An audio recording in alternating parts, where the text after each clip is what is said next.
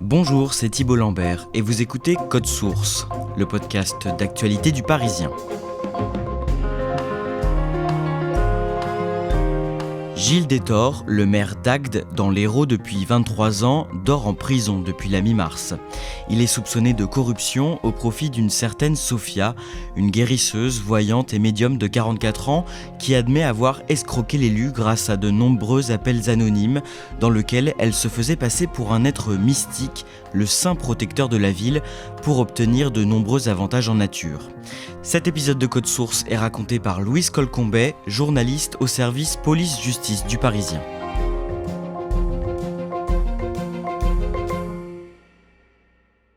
Louise Colcombet, pour bien comprendre toute cette affaire, vous vous êtes rendue dans la ville d'Agde, dans le département de l'Hérault. Vous y avez interrogé plusieurs personnes qui ont côtoyé les principaux protagonistes de cette histoire.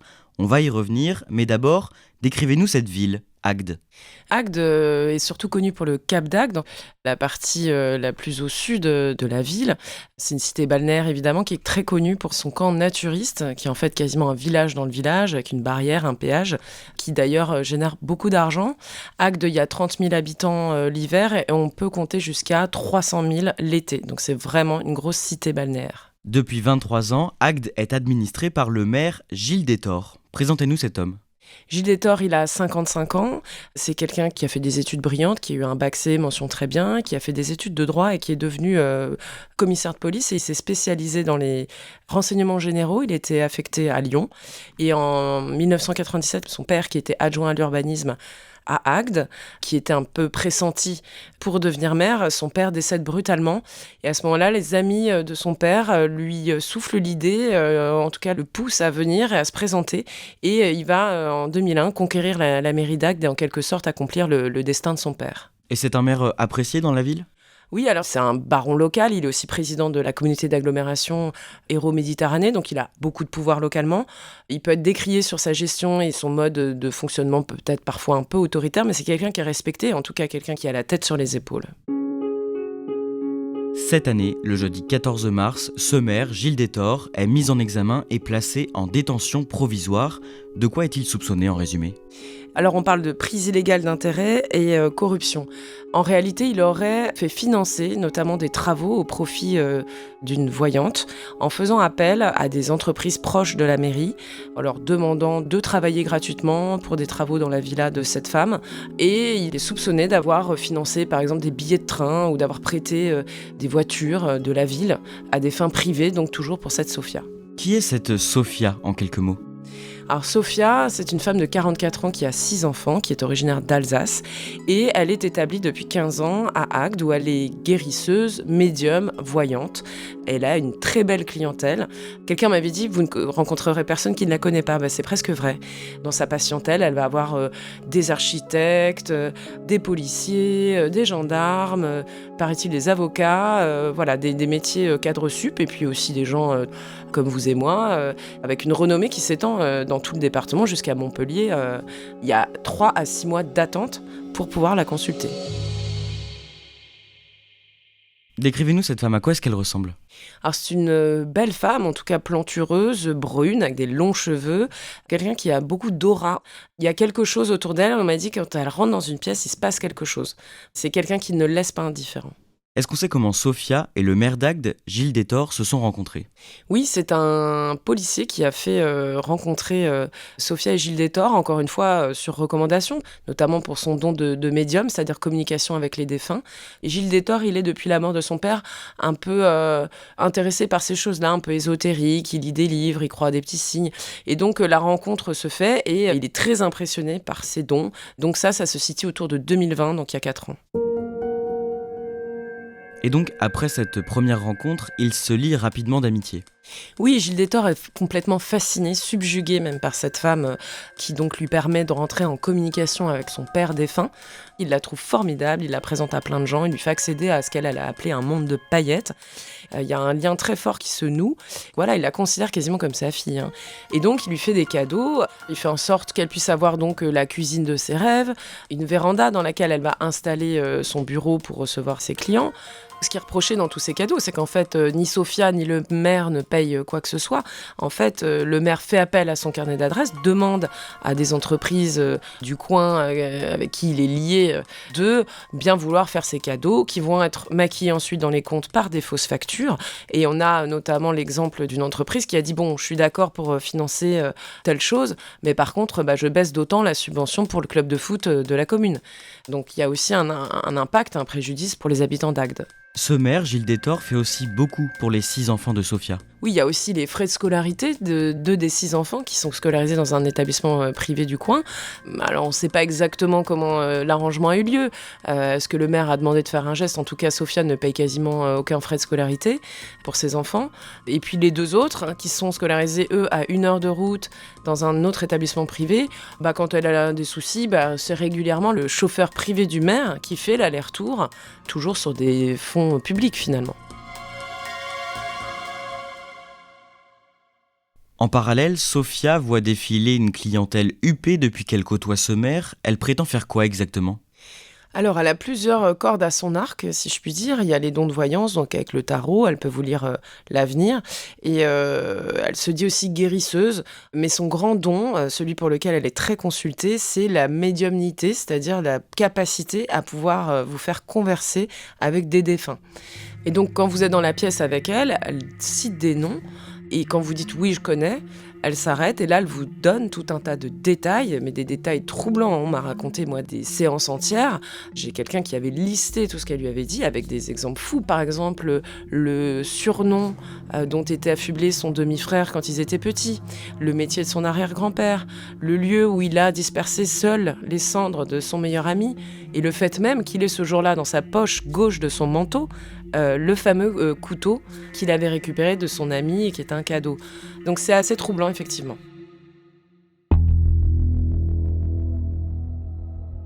Certaines personnes vous racontent même avoir été témoins de phénomènes étranges en sa présence. Oui, alors Sofia aurait le don de déplacer les objets par la pensée. Par exemple, Gilles Détor, lui, il aurait vu des livres volés dans la pièce. Moi, j'ai quelqu'un qui m'a raconté comment une paire de lunettes s'était envolée sous ses yeux lors d'une séance et qui me dit, effectivement, mon premier réflexe, c'est de regarder s'il y a quelque chose sous la table, s'il y a un fil, s'il y a un aimant. Non, il n'y a rien. Et après, ils vont tous, dans son entourage, en fait, admettre que c'est possible. Ça devient la normalité. Et on m'explique qu'en fait, chez elle, il y avait des tables et des chaises qui bougeaient régulièrement et que, tout le monde trouvait ça normal.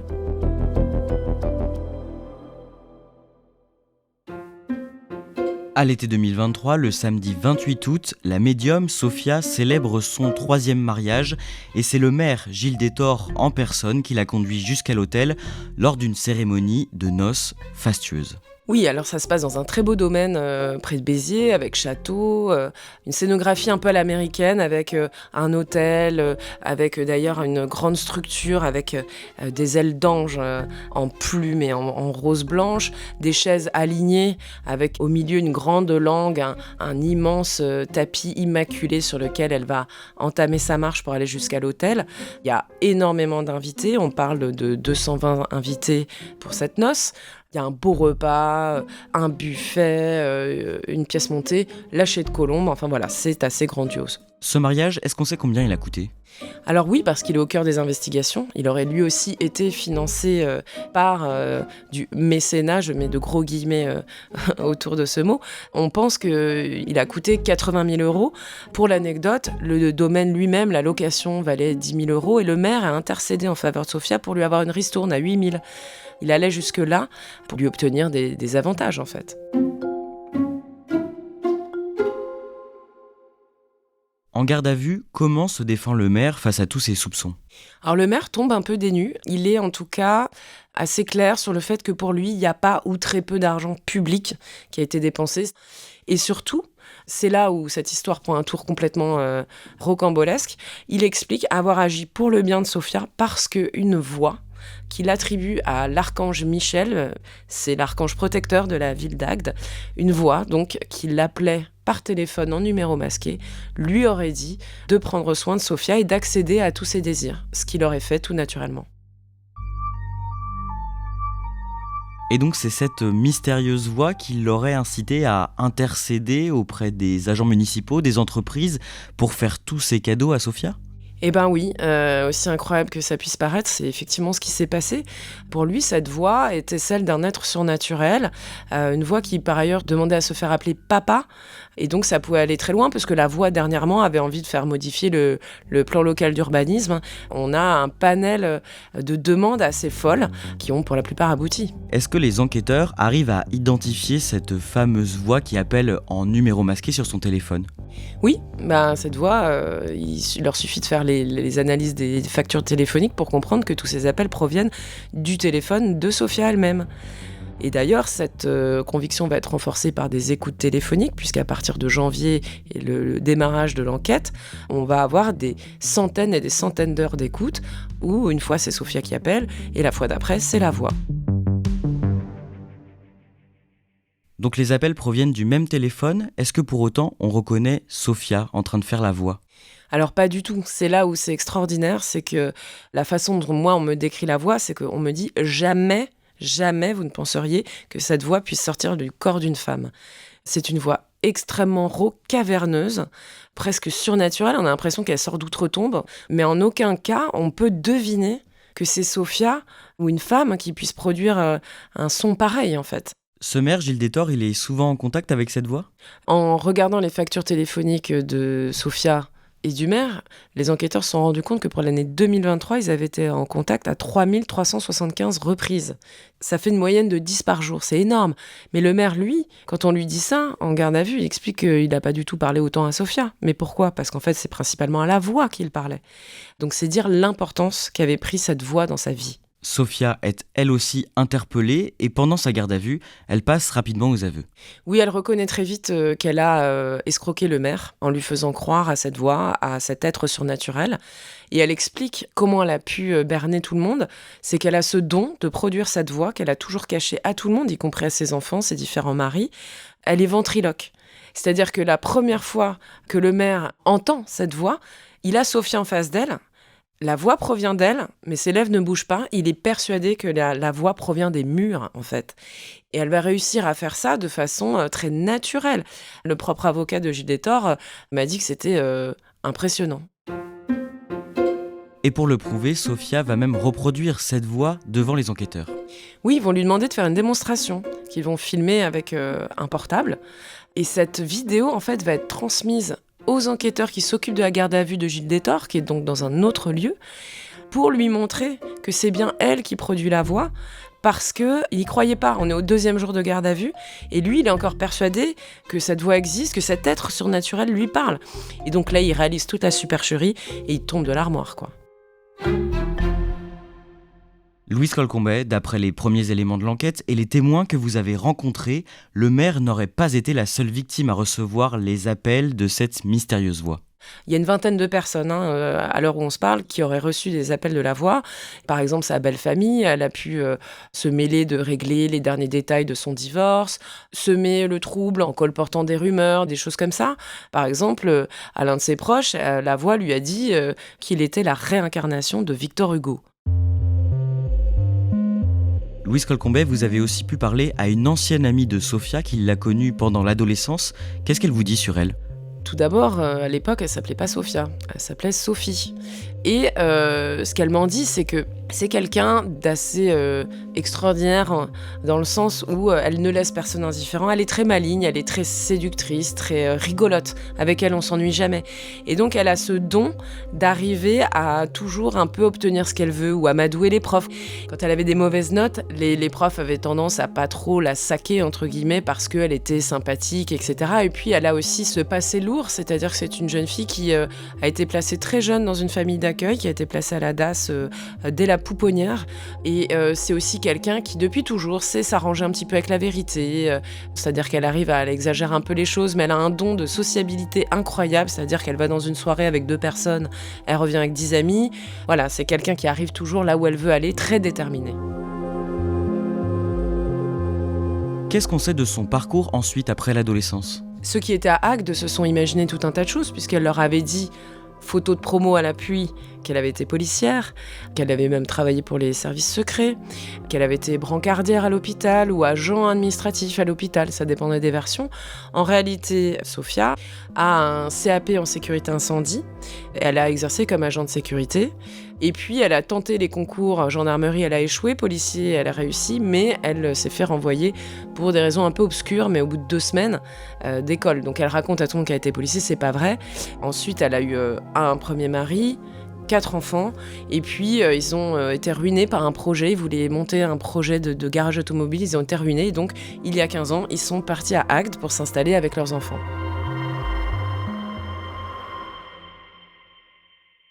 Louise Colcombet, avant son arrestation, Sofia s'apprêtait même à publier un livre, une autobiographie dans laquelle elle revient sur son parcours et son enfance difficile. Tu fais quoi, Sofia ? Écoute, je suis en train de corriger mon livre. Ah mais génial ! J'ai vraiment hâte de partager ce moment avec tout le monde. Ah, donc on va pouvoir un peu plus te découvrir. Oui, au moins on va voir qui je suis vraiment. Elle y retrace l'origine de ses dons. Elle a commencé à avoir des flashs à la vingtaine, à peu près, quand elle travaille à l'hôpital. Et d'ailleurs, elle raconte comme anecdote qu'elle a pressenti l'arrestation de Jacques Plumin, qui est un tueur en série de la région de Strasbourg, qui s'appelait le tueur de Kehl, qui aurait joué au basket avec elle, même qu'il l'aurait emmenée. Et elle racontait qu'elle avait une vision, qu'il y avait des sabres dans son coffre et qu'il allait se faire arrêter. Effectivement, il a... mais c'était dans la presse, agresser quelqu'un à coup de sabre. Donc voilà, elle raconte tout son parcours dans ce livre. Et surtout, c'est le maire qui s'est démené pour lui trouver un contrat d'édition pour qu'elle puisse écrire ce livre. Elle avait aussi un projet de BD, et puis elle voyait carrément déjà l'adaptation de sa vie en série Netflix. Elle disait ça très sérieusement. Elle a aussi expliqué à d'autres amis qu'elle avait refusé de tourner un film parce que le scénario finalement ne lui plaisait pas, etc., etc. Pour en revenir au maire Gilles Détord et aux potentielles autres victimes de Sofia, la voix, comment ces personnes ont-elles pu se laisser influencer de la sorte ? C'est toute la question, mais c'est comme quand on parle d'emprise sectaire, il n'est jamais question d'intelligence, mais d'une faille que la personne arrive à exploiter. Gilles Détord, c'est clairement l'ombre de son père. Il a perdu son père de façon prématurée. C'est quelque chose qui l'a beaucoup, beaucoup marqué. Et donc, elle a sans doute trouvé là un point d'accroche. Et puis, elle a ce don de voyance ou de médiumnité que tout le monde tenait pour acquis, avec ses chaises qui bougent. Et puis, il y a l'étage supérieur de la fusée, cette voix. Mais donc, quand on est déjà arrivé à un cap où on croit à des choses qui sont déjà un peu hors normes, et ben voilà, elle a réussi à mettre un étage en plus et même à terroriser des gens, parce que cette voix faisait un peu peur. Mais ça a marché jusqu'à ce que des gens voient le poteau rose. Qui met fin à tout ça ? C'est la femme de Gilles Détord, en tout cas son ex-femme, puisqu'ils étaient séparés, il avait une nouvelle compagne, qui elle-même reçoit des coups de fil de la voix, qu'elle trouve un peu trop bien renseignée sur sa vie privée, et dont elle comprend que c'est sans doute Sofia qui est à la manœuvre, parce qu'elle voit aussi l'influence grandissante qu'a Sofia sur son ex-mari, elle s'en inquiète un peu, et en fait, à force de recevoir des coups de fil de cette voix, là, il fallait trouver un moyen légal, et donc elle va aller déposer plainte en octobre 2023, pour donc appel malveillant.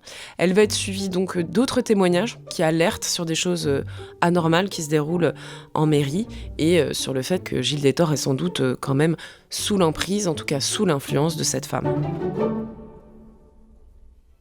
Gilles Détord est poursuivi, je le rappelle, pour prise illégale d'intérêt, détournement de fonds et corruption. Il risque jusqu'à 10 ans de prison. Que vous dit son avocat pour le défendre ? Lui, il parle d'emprise. Il explique que cette femme l'a berné, l'a roulé en utilisant les ressorts, des ressorts psychologiques.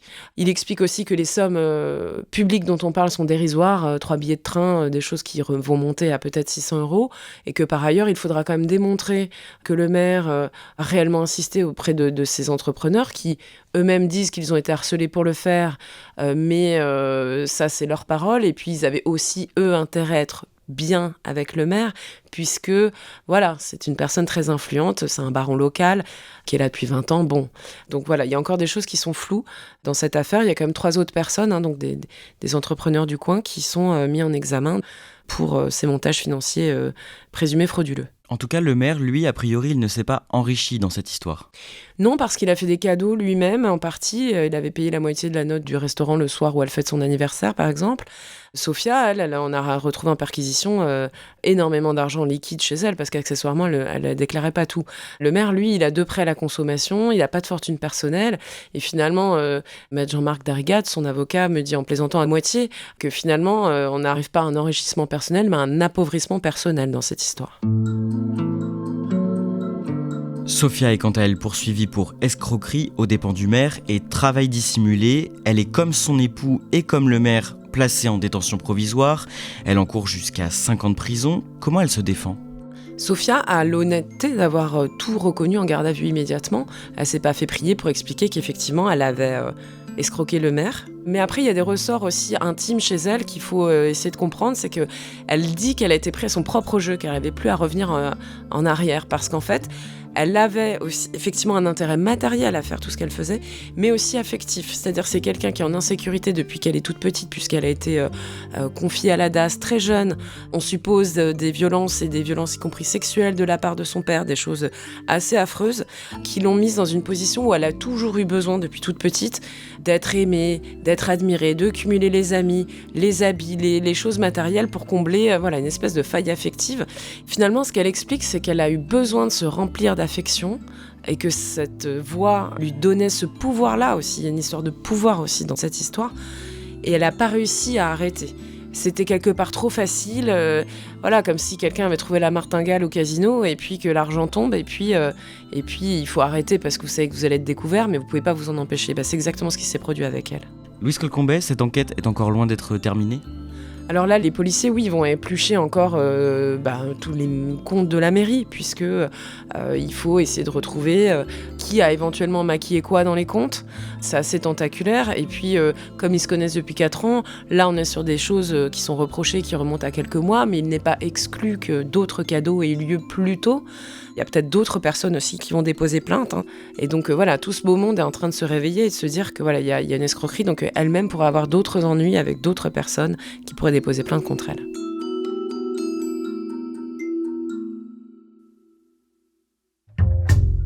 Merci à Louise Colcombet. Cet épisode de Code Source a été produit par Clara Garnier-Amouroux, Barbara Gouy et Raphaël Pueyo. Réalisation, Pierre Chaffanjon. Code Source, c'est le podcast quotidien d'actualité du Parisien. Aidez-nous à nous faire connaître, laissez-nous des commentaires et des petites étoiles sur votre plateforme d'écoute préférée. Parlez-en autour de vous et ne ratez pas les 2 autres podcasts du Parisien, Crime Story, une affaire criminelle racontée chaque samedi, et Le Sacre, les confessions d'un ou une médaillée d'or aux Jeux Olympiques ou Paralympiques, à retrouver chaque mercredi.